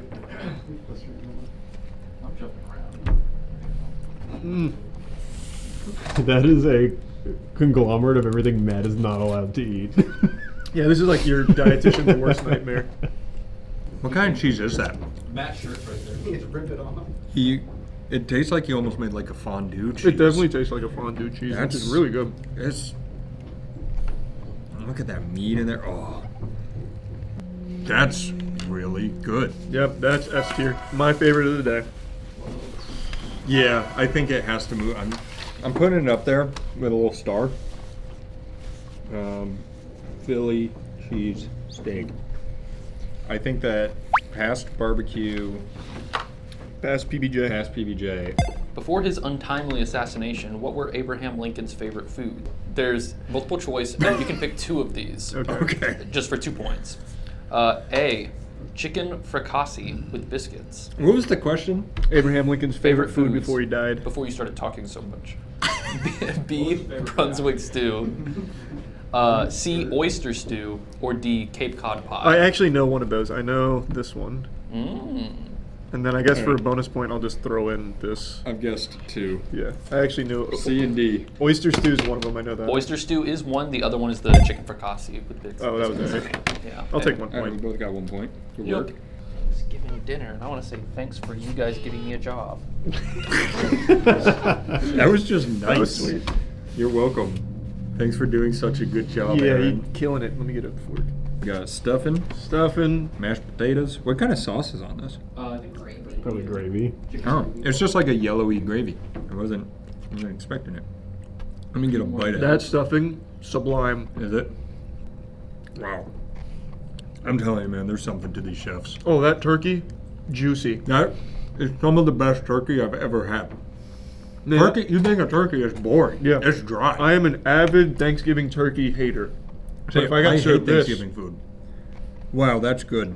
And look, everybody in the comments is gonna be like, "You're cooking it wrong." Shut the fuck up. no one's gonna say that about this. No. This is like the optimal. No, I mean Thanksgiving. me saying it's normally dry. Oh. I have been lukewarm on stuffing. I'm somewhat of like a gravy guy. Like, I don't like a lot of the gravy. Like, you guys love Maple Street because of the gravy. I don't really like their gravy. Well, that's because you. Gravy. It's kind of different than brown gravy. Don't you also find it spicy? That shit's spicy as hell. It's really not. Yeah, it is. Burn your fucking tongue off. There's cayenne in it. Yeah, that's killed and some men. paprika. That's killed many men. truly some of the best turkey I think I've ever had. Yeah. I don't know if it beats the Philly cheesesteak though. Just in my heart of hearts, because how much I've claimed to hate Thanksgiving dinner, this cannot be the winner for me. S tier. S tier for sure. It's not moving above the Philly. You know what? I don't want to ruin the suspense. Maybe it is. Who was the first son of a president to become president? The first, sorry. It's fucking Bush, man. A is George W. Bush. B is John Quincy Adams. C is Barry Goldwater. And then D is Alf Landon. There's no way George W. was the first, right? There's no way. The only thing is he's the only one I know. Yeah, I don't even know who Alf Pickman Alf guy Landon? is. No, maybe there was a different Landon. Yeah, there's Goldbelly Goldwater. I'm just gonna go with good old W. W. Y'all both going with W? I got to, because it's the only guy I know. You did it W too. You're damn president. Y'all don't know John. I don't give a fuck about It's him. B, John Quincy Adams. No, he didn't. He's the son of John Adams. The second. Oh, He's also- I just thought that was John I also Adams. thought that was just John Adams. That's why my head was like, it can't be him. He was so early. Oh, wait, Yeah, I see when some he stuff. tried that turkey. Well, hot, Or is all the turkey gone? Oh. hot dog. French fry. Burger. There's a, I see it on there. Where he split the hot dog, you can see Yeah. some salt crystals. in Yep. there. Yep. There's something about a hot dog cut long ways that just makes me happy. I'm a big hot dog guy. There's like 4 episodes of our D&D campaign dedicated to fucking hot dogs. No, he's got that dog in him. That is a good dog though. I don't like them anymore. You gotta eat it as is. Like good Americans. This is what God wanted. Fucking good burger. God, I hate lettuce. You take that lettuce off, You just don't get it. instantly improve. I don't get lettuce. I don't. It adds 0 nutritional value. That is a good burger That's a though. real good burger. It's just like a standard American like ball game lunch right here. This is really solid. I don't think it's given me that extra. Like this isn't pushing past his turkey dinner. That thing slapped. It's not pushing past the Philly cheesesteak. I think this is a high A for me. It's Yeah. just solid. I give it an A. Definitely an Fries A. too. Oh, one more bite of the hot dog. Save some dog for me. You just remember one? I just remembered we have desserts. I've had not a drop of artificial or real sugar in 15 days. Man, you thought he was yapping before. I'm ready. You ain't seen shit. Yeah, once I get that sugar in me, I'm not shutting the fuck up. You guys ready for a crazy ass trivia question? Yep. Ready? 20% of all American meals are eaten in the car. True or false? Oh, that's gotta be true. That's gotta be true. Wait. You could be trying a good old-fashioned curveball and it's higher than 20%. You know what? Oh. I got a little lead. I'm going false. It is true. Fuck. I read that and I was like, that's demented. Like I can't. I'm sure. I thought it people might be do. higher. I thought it there was might a be chance. Really? It was higher. There's still a good chance in here That something hits of the something top. going through. Oh, I think it might be that one. This is it. We're going to the moon. I couldn't think of anything else like really American, and now, yeah, I see it. You might have been wondering why I showed up to work today, and this is why. Wow. Yeah. That's, The rest of the tier list is a formality because that is almost guaranteed. that is basically a shoe in. Can we have a knife? Oh, that's true. Is that American made Is syrup? that Vermont? It's pure New England. Wait, he did it. All right, good job, Ryan. Do you need knives? Amen. Amen. When I walked in this morning, he was like, I gotta That finish smells breading so the chicken to fry it up. And I was like, oh, you're doing it all by hand. I was like, all right, big dog. All right, brother.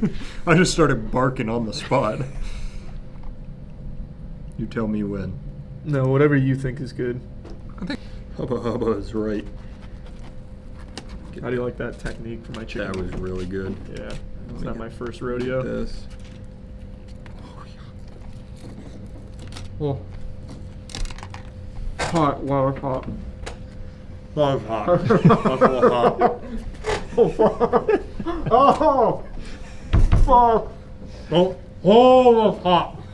Oh! As long as it's hung out of the way.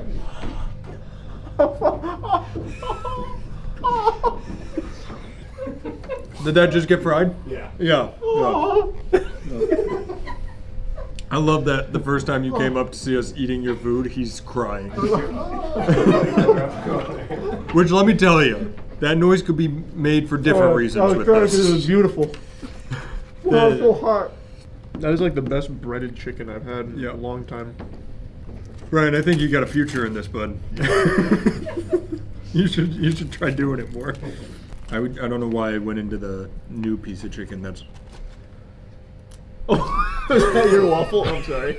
I thought you cut me off. No, take it now. Take it now. No, I thought you cut me off a nice sliver. Take it now. I want this piece. No, this is my piece. This is my piece. Thank you. It's hot. Put it on the pedestal. Mm-hmm. I don't think you could see the joy in my eyes when I remembered that this was being made. Oh wow. You okay? We losing you to flavor heaven? That's the best chicken and waffles I've ever done had. I think you might be right there, Commissioner. I think I got so I know what kind of question to ask based on the flavor profile. He got so excited. He's literally taking it away from Charlie eating it. Former President Jimmy Carter, the only president from Georgia, was known for raising what crops? A. Strawberries. Corn. Radish. B. Almonds. C. Peanuts. Oh, Jimmy Carter. D. Peach. That's what I said. Hey, I know this guy. Like, yeah. I played basketball with his two grandsons. Oh. Oh, fuck. I know what Jimmy Carter likes. Wait, say it again. All right, flip him. Is he still alive? He's Yeah, he still does the peanut thing. Yeah. Oh, Yeah, wow. actually. He still likes his peanuts. Yeah. I know I see He that all loves the his time. peanut. He loves his peanuts. Yep. He's a peanut farmer. He's a peanut boy. What the fuck? Oh, Flapjacks. Flapjacks! Oh, that's so American. You think we gotta put some of that fried chicken with flapjacks? That's what I'm thinking. Well, then you're cheating with flapjacks. Oh, you know what we should have had him do is potato pancake. Can you imagine? He didn't go into our Jewish food. Yeah, that was extraordinary. Better than France so far? Say that again? Better than France? That chicken and waffles. We can't say He yet. took my slice again. What? He took my slice again. No, eat it. I don't even want it I anymore. keep forgetting you. I keep forgetting you want to eat food too. Yeah, he's forgetting you're not serving him. You've made us loopy. How did you make these pancakes? Yeah, wait, what the fuck? It's a secret recipe. The secret is you take the eggs.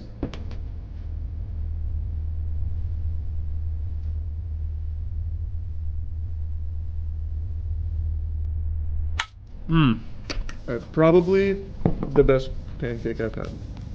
That's back to back like number ones for me there. That's crazy. So good. In their respective department. Well, actually, chicken and waffles just overall, but I think as far as pancakes go, probably best. Truly, is there still some of that fried chicken? Yep. I just want to try a little piece with this because. It's cooled down now, so. Oh, thank God. Are you going to be able to survive this? This is the best like it's a good waffle, but this is the best pancake I've ever had. That's true. So you take this. I'll let you in on a secret. The pancake and the waffle, same pattern. He's peeling back the curtain. That's, I mean, easily S. We have so many S's today. Well, we did for France too. Yeah, France was really good. Yeah. I'll get out of my own way. You go ahead, Aaron. Oh, okay. I wasn't ready. What is the order left to right of the faces on Mount Rushmore? You don't. You can just also name the four guys. You'll get a bonus point if you get the right order. Put down some names.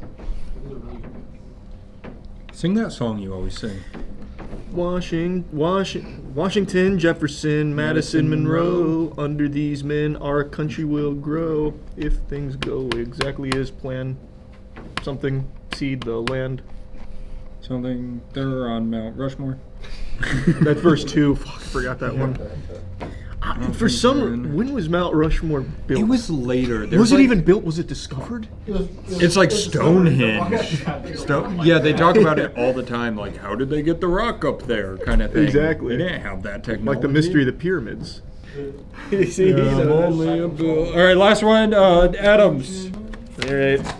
Washington, Lincoln, Madison, Adams. Washington, Jefferson, Madison, Lincoln. Madam. So, If Charlie swapped out Madison for Roosevelt, he would have had it in order and correct. Damn. Not bad. But you both didn't get anything, so. Wait, I don't get 3 out of 4. I'll get 5. Thanks. Yeah, I'll give you 3. Wait, so how many did I get? One? What'd you say? I got 1. You got Wait, 1. which slot was Madison in? Well, you did There was no Madison. There was. I got 1. I'm gonna go ahead and get this out of the way now. I don't usually like apple pie. If there's one thing this series is gonna do to me, though, it's show me things that I should like. Wow. That's Bluebell, though. That Bluebell. That's for sure Bluebell. That's really good. It's very good. I still don't know if I'd ever choose an apple pie over other desserts, though. You know what I mean? But it is very I don't American. think I know what you mean right now. Are you a big apple pie guy in general? No. Really? It's the crumbles on top. The crumble is very The crumble's crazy. That is so good, man. That is good. I give it a very high B. I have to compare it to everything else we ate today. I am. That's an S for me. It's not moving on, but it's an S. That might be the best apple pie I've ever had in my life. Where was the first U.S. Super 8 motel location? It's not multiple choice. I know exactly where that is, actually. Yeah, tell us the street. There's a whole horror movie about Super 8. Do you know what a Super 8 is? Yeah, film. It's a... Yeah, it's the filming camera. Yeah. Super 8 film. Did you know that, Matt? It's an inn. Check this out, I got it right. Virginia. Alabama. It was... Well, you guys went states. Where did I I wanted say? the city. Oh. It's Aberdeen, South Dakota, baby. I can't believe you guys didn't find that one out. You didn't ask for the city. Yeah, you said where was it located? Yeah, I'll give it to Virginia. No, wait. Why What'd would say? you give it to any? Yeah, I don't think either of them get that. You know what's weird though? After the first 2, is both of our winners. Chicken and waffles is like on the edge. They're both breakfast foods. I would say both are kind of ambiguous. You Just can got get egg. both of those at a brunch, maybe a lunch. I turned into Dr. Seuss there. Brunch. Yeah, we're just brunch guys. Yeah, it might just be brunch guys. Of course we eat in the middle of the day. That was so good. Did you want to come say anything? You don't want to say anything? If you want to say something. Yeah, come say. Yeah, come on over. Even if you've just had like a crazy thought lately. I feel underdressed without a hat on. Well, yeah, thank you for having me. This was fun as usual. Coming back and cooking again. You will see me again for Italian food. Do you want to shout anything out? I don't know if you have anything you care about shouting out. You don't have to. Shout out Noel. Yep. Noel. Noel's like, wait. Shout out. Oh, yeah. Shout out Tampa, the Dirty Tea. Yep. Yeah, other than that. Sweet. Well, thanks. Thanks for having Thank me. you. No, That was Thank so you. good. Yeah, there's a lot of food downstairs if you guys are hungry. Let's go. That's perfect.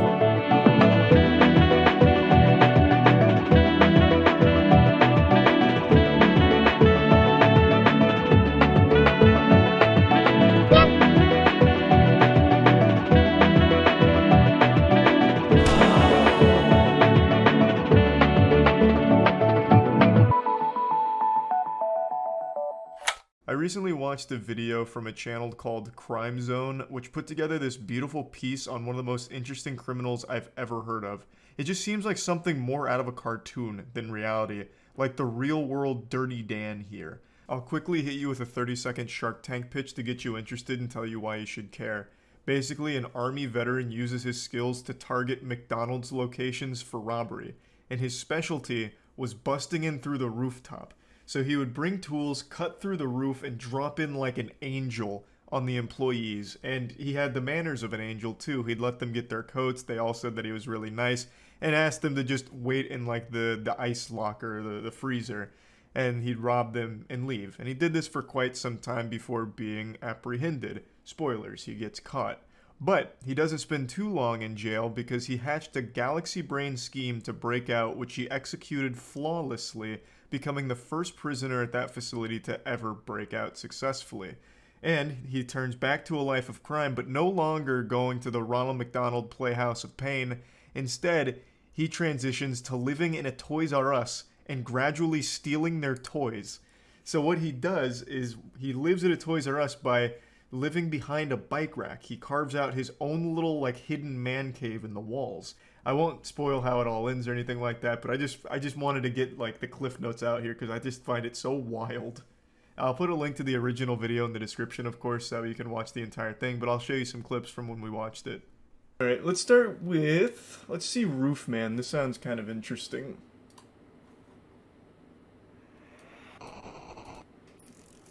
I do love criminals that hide in attics and shit. Nigel and Luke here, and welcome to Crime Zone.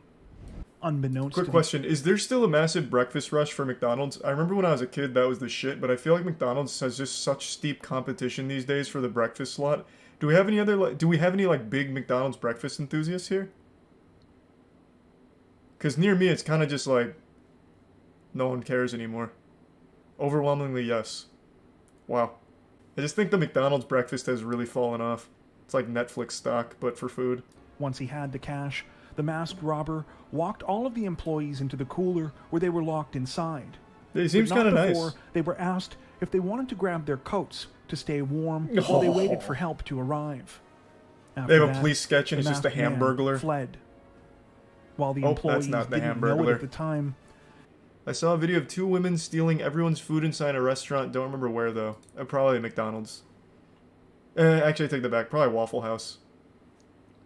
Waffle House is a restaurant you go to and you're just looking for fights and maybe like a waffle or two. I think it's Prime Sun City. So this is basically the only fast food specialized robber is what I'm getting. While little is known about why Jeffrey Allen Manchester chose to turn to a life of crime, what we do know the better question is why turn to a life of crime for fast robber food? Known as Roofman, he lived what appeared to be a normal life, to put his military training to a different kind of use. In November of 1998... Do you really need military training to rob a McDonald's? I feel like you could just go in and be like, I just want the money in the register, and like, make like a finger gun in your jacket and be like, yeah, just take it. Like, I don't think you really needed all like the special ops training just to become like a fucking Filet-O-Fish fondler. Felon. Damn, that would have been better instead of fucking fondler. It doesn't even make sense. But man, this guy, those McDonald's employees, they didn't know who they were fucking with when he busted through their ceiling. One second they're just serving up a quarter pounder, next second they got goddamn Jason Bourne coming through the top turnbuckle. That's While cute. the bulk of Manchester's robberies were committed in California, he would eventually hit McDonald's locations in Nevada, Oregon, Minnesota, Massachusetts, Maryland, Virginia, and both of the Carolinas, making off with an estimated $100,000. Manchester would use tools to cut a hole in the roof of the location, dropping down anywhere from 10 to 15 feet. So what? I still am super confused on why the roof. What tactical advantage does he get from busting in right here behind the counter as opposed to just rushing through here and jumping over the counter? Just like the element of surprise? No alarm? I guess, but there's still employees there either way, right? Because like they said, he was always really nice to the employees and telling them to get to the back and shit, so there's still people there. So at that point, the alarm's kind of worthless, wouldn't you think? When they caught up to him a short time later, he was still carrying his rifle, as well as a nylon bag containing drills, pry tools, hammers, and all of the cash he had stolen from the 2 McDonald's locations. True to his reputation, Manchester didn't put up a fight when cornered by officers, instead telling them, quote, "You guys did a really good job today." With Manchester's arrest came a flurry of news articles announcing he was ultimately sentenced to 45 years in prison on charges ranging from robbery with a dangerous weapon to kidnapping. Little did anyone know that his story was far from over. Really? He busted a hole out of the prison Following cell? his conviction at the end of 2000, Went out the Jeffrey roof? Manchester was sent on the afternoon of June 15th, 2004. Now the roof Jeffrey man can be Manchester anywhere. put his plan into action and escaped from the Brown Creek Correctional Institution, making him the first person to do so in the facility's 11-year history. Hey, that's pretty Once good. again, Well, 11 the years roof isn't man super long. was That's still free. good. It was here, at an unassuming retail plaza, that he would set up a living space that would baffle and amuse both the public and law enforcement oh my god, officials he opened his for own years to McDonald's. come. A For his new franchise owner. home, the roof man chose a Toys R Us store located in a complex called the Triangle Shopping Center, just off of Monroe Road. He raced remote control cars on the roof in the middle of the night, rode bikes around the store for exercise, and managed to get most of the nourishment that he needed by stealing and eating baby food. Toys R Us had all kinds of snacks. He didn't need baby food. I remember back in the heyday at Toys R Us, you could get like fucking pounds of Doritos and shit. My man's over there just eating like meat sticks and apple mush when he could have been feasting on Doritos and Oreos. This man just said, fuck it, I want the Gerbers. Thanks for some Dreadnought in the prime elbow. This actually seems like something out of Codename Kids Next Door. Like one of the villains infiltrates a toy store that the kids are shopping at in order to torment them and scare them at night. Man's actually the boogeyman at the Jeffrey's Play Palace here. I have looked literally everywhere in the world for a single picture of this man's laboratory here. You know, Dexter's lab kind of shit. Because the way it's described in the video and the way it's described by the authorities, it sounds fucking incredible. He had baby monitor surveillance spy systems set up across the store to keep eyes on everyone, all the workers and all the customers and everything. He had so many toys and shit and a really elaborate setup with running water all in his like secret man cave in the Toys R Us walls. I want so badly to know what that actually looked like. I can't imagine a world where they didn't take pictures of it. They'd have to, right? Like, it's evidence. So surely those pictures exist somewhere, and I am begging any authorities that were involved in this case to just release the photo evidence. Let us see it. Let us just take a gander. I have to know what his little secret lair looked like here in this Toys R Us, because it must have been so fucking cool. Or maybe it's overhyped, and it was actually just like a really small, like, coffin of a couple of toys that he'd stay at. Who knows? But it just sounds so impressive, and I would love to know what it looks like. But unfortunately, I can't find a single picture of it anywhere. I can't even find, like, a single, like, artistic interpretation of it from anyone from the scene. Nothing. But I know those pictures have to have existed. So I hope someday they surface. And when the holiday season rolled around, no one donated more to the congregation's toy drive than he did. Of course, these toys were actually all stolen from the store where the roof man was hiding who's out. gonna miss the toys though, huh? It was during this time that he realized he could tunnel directly through the store's wall into the adjacent unit, which just so happened to be an abandoned Circuit City. This time, maybe this guy is responsible for Toys R Us and Circuit City going under. After they found out that this man was living in their walls for, it's been almost a year, I think now. They just got so fucking paranoid that the business started sinking. God damn. What a cool setup, though. That is like the most early 2000s shit imaginable. Like, that is your early 2000s shopping starting kit. Toys R Us, Circuit City, and Radio Shack. The only thing he's missing is a Blockbuster. Then he tunnels underground and goes right to Blockbuster or some shit. He also added more baby monitors to add to his makeshift surveillance system, and even installed a smoke detector and piped in water from the Toys R Us next door. Wait, how would nobody ever hear that? He piped in his own water line? How would he be able to successfully do that? It's not like, it's not the hardest thing in the world to do that, I guess, if you tee off of an already existing line, but still, I feel like you'd absolutely hear that, because you have to like drill into the walls and shit, and you have to tee off that pipe. That's kind of crazy. Yeah, I mean, I guess just doing it like in the dead of night without anyone being around, you'd probably never notice. In order to continue to travel between the Toys R Us and the Circuit City as he pleased, Manchester left the tunnel between the two units intact. I bet so many kids saw him behind the bike rack and just got scared and didn't with say the anything. walls on both sides. On December 26th, he decided it was time to pull off the big robbery that he had been planning. Unfortunately for the roof man, when he tried to pull off the crime, things did not go according to plan. Similar to the 2000 robbery in Belmont, when he held up the Toys R Us, employees were able to contact police sooner than he anticipated. Manchester responded by punching her, stealing her gun, and running away. That's aggressive. Amazingly, He used to be though so the nice. roof man seemed cornered, Circuit he City managed to changed him. escape through his trapdoors undetected. It's unclear whether or not he returned to the hideout within the Circuit City, identified him as the man who had been going by the name John Zorin, and were shocked to discover who he really was. In a bid to cover his tracks, Manchester burned down a dentist office where he had gotten his teeth fixed while on the run. How does that... Presumably worried that police would be able to find his dental records there. Okay. This had the opposite effect of what he Man, intended. prison really and changed only him. made investigators more suspicious. Manchester showed up, believing he would be able to see his girlfriend one last time before continuing his life on the run. He arrived with flowers, but was arrested by waiting officers before he could make it inside the apartment. Manchester is currently incarcerated escape at again. the Central Prison The in roof Raleigh, man's not done. where his projected release date is December 4th, 2036. Do you know of any other cases like this that you God, think we should what a check out? cool story. Tell us about them in the comments section below. Thank you for watching.